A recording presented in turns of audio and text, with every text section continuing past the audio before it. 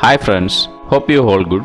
In this video, I am going to interface Arduino Nano with a bar graph. To control bar graph, we have to use 10 Arduino pins.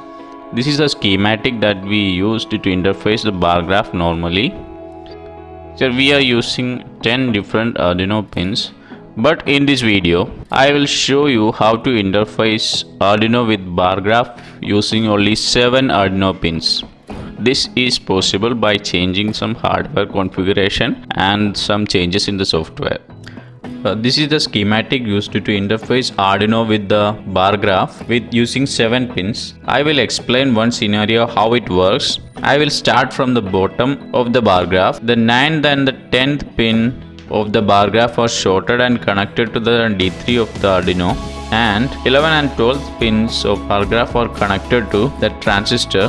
For turning on the first bar, I have to send a high from the Arduino pin 3 to the 10th pin of the bar graph. At the same time, it will goes to the 9th pin also, because both of these pins are shorter. So now the base of the transistors are low, so the transistor is in the off state. Turn off on the bar graph, I have to turn on the transistor. We have to send a high to the transistor Q1 to turn on the first bar graph. Okay, for turning on the second bar graph, I have to turn on Q2. So likewise the circuit works.